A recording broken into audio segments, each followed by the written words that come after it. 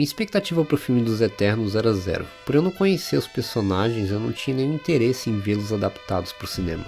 E também porque eu sabia que se tratava de um grupo de deuses cósmicos imortais que vivem infiltrados na Terra, nos defendendo de criaturas alienígenas desde os primórdios da humanidade.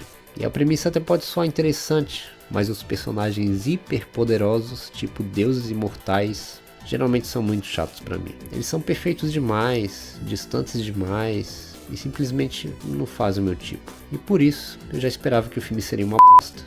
Mas adivinha? Eu tava errado. Quer dizer, eu tava um pouco certo. O filme não é tão ruim, mas também não chega a ser bom. Visualmente, é um filme bonito. A fotografia de algumas cenas parecem ter saído de um daqueles filmes densos e profundos que o Oscar gosta de premiar, sabe? E conceitualmente, ele é um filme ambicioso. Mas mais do que tudo, Eternos é um filme frustrante. Sim, essa é a palavra que define, frustrante. Frustrante porque ele é um filme cheio de quases. Tipo, a ambição do filme é tamanha que ele tenta ser muita coisa diferente e acaba não sendo nada. Ele é quase um romance entre deuses imortais, mas o amor entre eles é mal fundamentado e meio que não serve pra nada na trama. Ele é quase um filme sobre família, mas a relação entre os personagens é muito simplista e mal desenvolvida. Ele também é quase um filme filosófico sobre a moralidade de seres imortais perante a nossa existência. Mas ele não vai muito longe. E o roteiro... bem, vamos dizer que o roteiro não ajuda. Para contextualizar, os Eternos são um grupo de seres cósmicos enviados à Terra para proteger os humanos de uma raça alienígena específica, conhecida como os Deviantes. E é isso. Eles só podem nos defender dos Deviantes, e mais nada. Ou seja, qualquer outra coisa que ameace a vida humana deve ser ignorado por eles. Ok. Primeiro, boa desculpa para justificar a ausência dos Eternos quando Thanos estava fodendo todo mundo. E segundo, não é uma boa desculpa, caso você queira criar protagonistas gostáveis. Você vai me perdoar, mas eu acredito piamente naquela frase que o Homem-Aranha diz em Guerra Civil. When you can do the things that I can, but you don't. And then the bad things happen. They happen because of you. É isso aí, menino Tom. Se você tem o poder para fazer alguma coisa, mas não faz, e algo de ruim acontece, você é cúmplice. Esses deviam ser nossos heróis, as pessoas que a gente devia torcer e simpatizar. Mas aí você vem e me fala que esse grupo de psicopatas passam por milênios convivendo com a gente e assistindo todo tipo de atrocidade da nossa história acontecer, de guerras, a fome, escravidão e holocausto, e eles simplesmente não interferem. Sinto muito, mas não dá. Aí você até pode dizer, calma aí meu jovem, não seja tão duro com o filme. Talvez toda essa neutralidade doentia dos Eternos possa gerar conflitos interessantes na história. Imagina se um deles se revolta com o resto do grupo e age contra o seu próprio propósito, para interferir e ajudar as pessoas de maneira mais justa e não seletiva, sabe? Como um herói faria. Imagina que interessante se o filme passa a retratar o drama de um ser superpoderoso dividido entre seguir a sua missão conivente ao genocídio e de fato ajudar quem precisa de ajuda, com facilidade e eficiência que só um Deus poderia fazer. Aí eu te respondo, você tá certo, isso podia servir bem pra história se acontecesse. E adivinha, acontece, ou quase acontece. Vamos dizer que acontece da pior maneira possível. A certo ponto do filme, um dos únicos Eternos que demonstra algum resquício de empatia à vida humana, o Drug? Esse cara aí, vê um grupo de camponeses prestes a serem mortos por soldados. Ele tenta intervir e é logo repreendido pelos seus amigos gente boa. Aí você pensa, tá aí, isso tem potencial.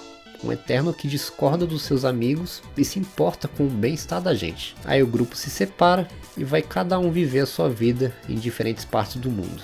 E aí mais tarde no filme, quando reencontramos esse mesmo cara, ele tá vivendo numa aldeia no meio da floresta, junto com um monte de outros camponeses. E o filme nos mostra que esse filho da puta controla a mente dos aldeões. Assim, só quando necessário, usando eles como mão de obra, fazendo eles ajudarem os Eternos numa luta mortal contra os Deviantes, e é claro, mantendo a vila livre de conflitos entre seus moradores, controlando as suas mentes sempre que um desentendimento entre eles começa.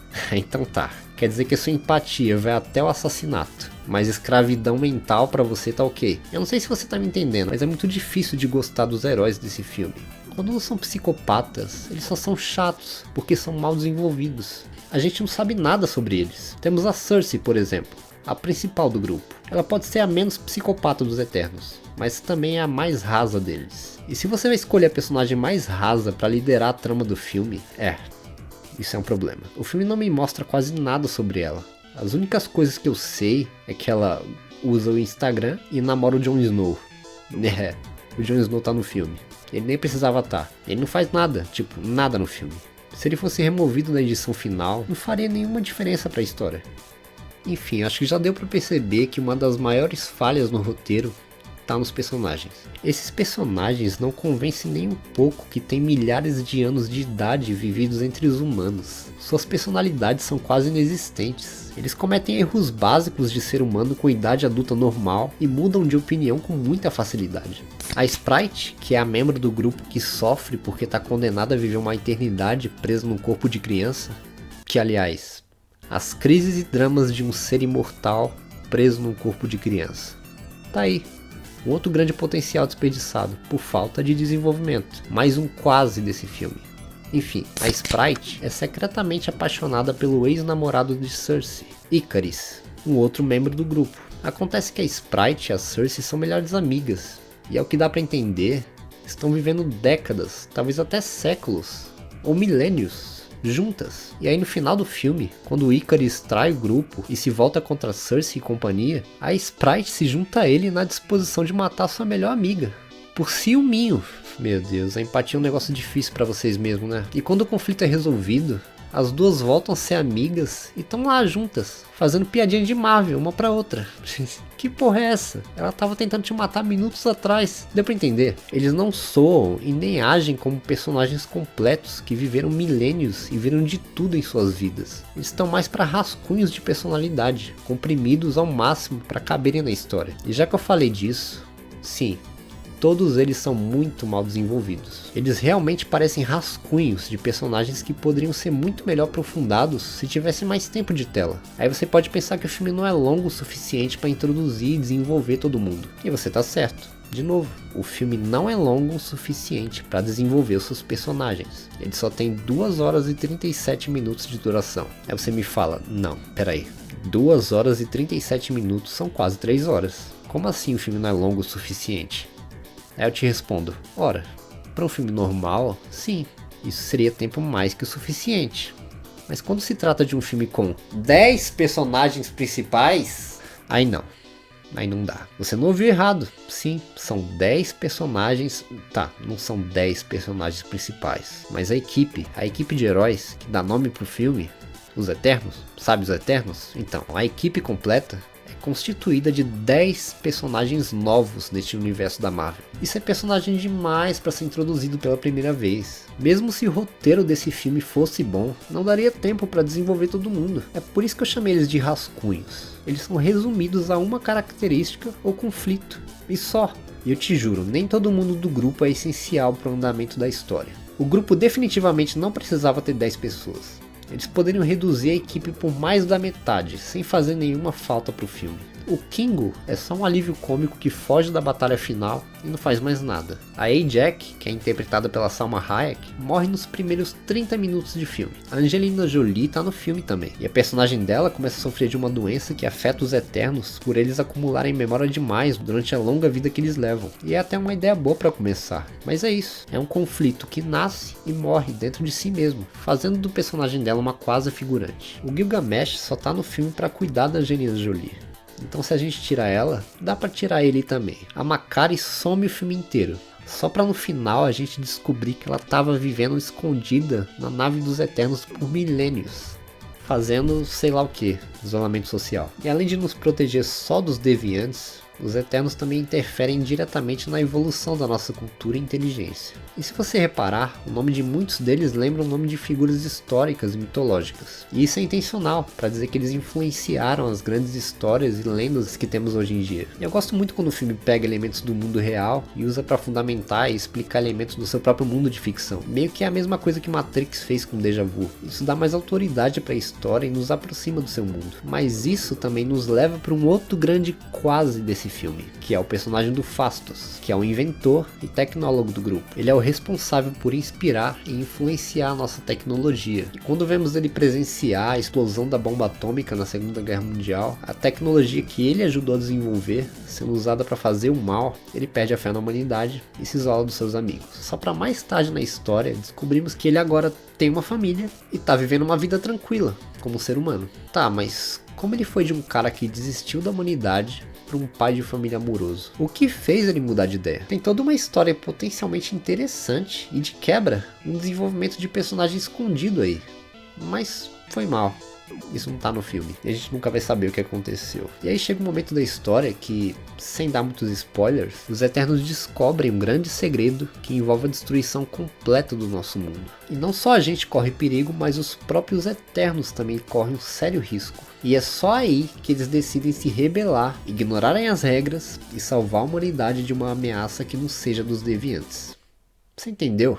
Os caras viveram milênios na Terra, ignorando as incontáveis mortes de pessoas inocentes ao longo da história, e só decidem ajudar quando descobrem que o c*** deles também estão na reta. Eles passam de psicopatas para heróis por um motivo totalmente egoísta. E quando eles vão recrutar o Phastos para ajudar nessa missão importantíssima, o cara hesita, diz que não quer mais se envolver com essas coisas porque agora ele tem uma família para cuidar.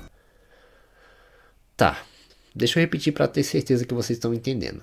O cara, sem zoeira, fica indeciso entre duas possíveis alternativas: ajudar a salvar o planeta Terra da sua destruição iminente e ficar em casa cuidando da família. Amigo, deixa eu te falar uma coisa rapidinho. Vem cá, olha. A sua família vive na Terra! Acho que eu já falei de toda a parte ruim do filme. Agora, para falar um pouco mais das partes positivas, que acabam não sendo tão positivas assim, porque o roteiro joga tudo para baixo, vamos tentar equilibrar um pouco as coisas e elogiar no que ele merece ser elogiado. Como eu já disse, a fotografia do filme é bonita em algumas cenas. A ideia que os personagens inspiraram parte da nossa história e tecnologia é boa também, e é até bem colocada. A diversidade entre os atores é a maior que eu me lembro de ter visto num filme de super-herói. A minoria aqui é caucasiana. Você tem de tudo: negro, espanhol, asiático, hétero, gay. A Makkari é surda e usa linguagem de sinal o filme inteiro. E isso é bom, mas seria melhor se tivessem um filme melhor. E também tem o que é considerado a primeira cena de sexo em um filme da Marvel. Eu não sei o quanto disso é importante, nem o porquê, mas tá aí. Enfim, o filme acaba e eu não sei o que a Marvel pretende fazer com os Eternos. Eu particularmente não tô a fim de ver esse pessoal de novo. E dessa vez interagindo com os Vingadores? Não, obrigado. A qualidade entre esse filme e a maioria dos outros filmes do MCU são tão díspares que fica até difícil de imaginar. Eu acho que no final das contas eu me arrisco a dizer que Eternos seria melhor se fosse uma série. Com tanta série da Marvel saindo, uma atrás da outra, e com a quantidade absurda de personagens novos que esse filme tinha para apresentar e desenvolver, definitivamente a duração de uma série poderia ajudar bem mais. Bem, era para ser uma rapidinha, mas eu acho que me alonguei demais nesse filme. Eu tinha tanta coisa para falar, é tanto absurdo, mas é isso aí. Eu acho que deu para falar tudo. 1,5 estrelas.